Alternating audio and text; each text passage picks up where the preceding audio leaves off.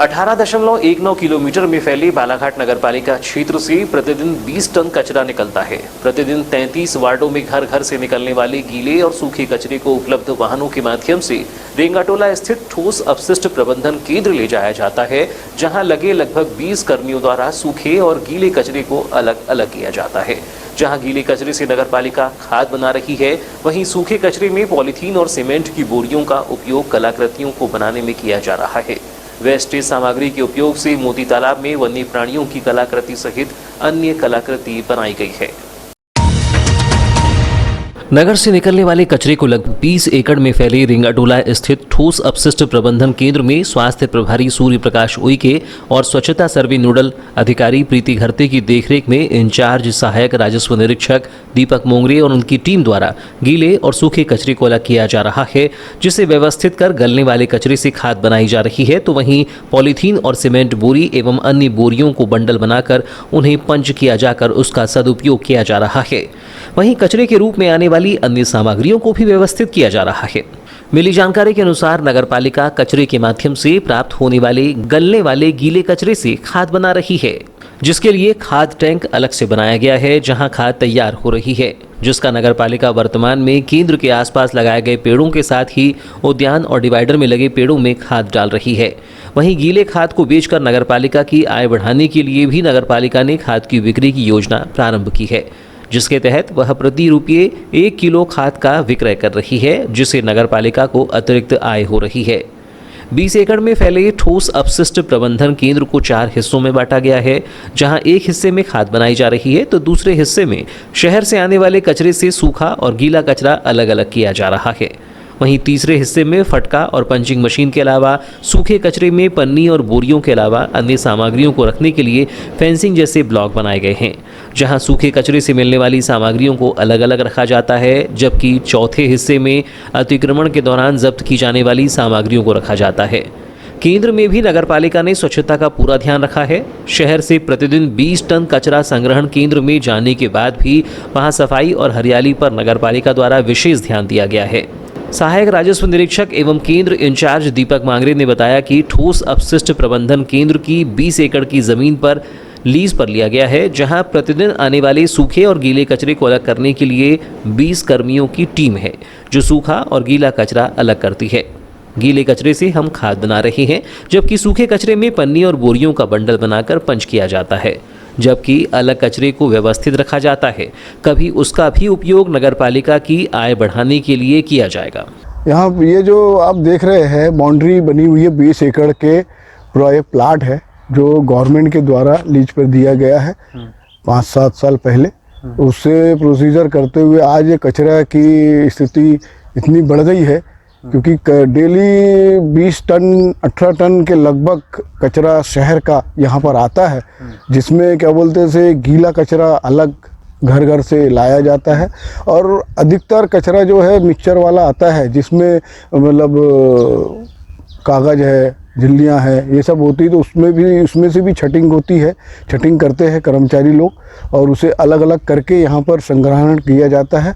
उसके बाद में ये है कि थोड़ा बहुत कचरा तो रह ही जाता है, ऐसा उतना ज़्यादा नहीं छटता है, क्योंकि प्रयास बहुत किया जाता है कि बिल्कुल एक झिल्ली पन्नी ना हो। फिर भी क्या, हवा चलती, तूफान चलता है, जैसे अपन ने कचरा डाले और तब हवा चला और पूरा चारों तरफ फिर बगर जाता है, फिर उसको समेटने में, चुनने में टाइम लग जाता है।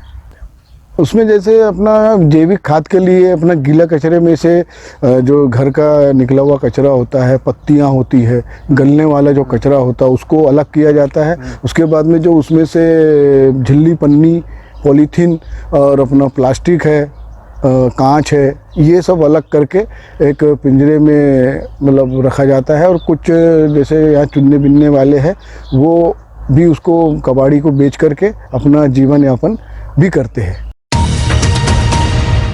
11 अप्रैल से रीवा से निकला MPMSRU का फ्लैग जत्था 26 अप्रैल को मंगलवार बालाघाट पहुंचा, जिसका बालाघाट में MR यूनियन ने स्वागत किया और शहर में एक बाइक रैली निकाली, जो MR कार्यालय से होकर शहर के प्रमुख मार्गों से होकर गुजरी। एमआर यूनियन जिलाध्यक्ष नोकेश बिसेन ने बताया कि एमपी एमएसआरयू का फ्लैग जत्था 11 अप्रैल को रीवा से निकला था, जो मध्य प्रदेश एवं छत्तीसगढ़ की सभी इकाइयों से होकर रायपुर पहुंचेगा, जहां 13 से 15 मई तक राज्य स्तरीय सिल्वर जुबली कॉन्फ्रेंस आयोजित की गई है। उन्होंने बताया कि 40वां रजत जयंती कार्यक्रम है। रजत जयंती के अवसर पर पूरे प्रदेश के जिलों में यूनियन द्वारा फ्लैग जत्था निकाला जा रहा है। एमपी एमएसआरयू की स्थापना 7 जुलाई 1996 को हुई थी। संगठन की स्थापना के बाद से ही मेडिकल एंड सेल्स रिप्रेजेंटेटिव्स की समस्याओं को उनके कानूनी अधिकारों, दवा कंपनियों द्वारा उनके शोषण व दमन एवं उत्पीड़न के खिलाफ लगातार संघर्षरत है।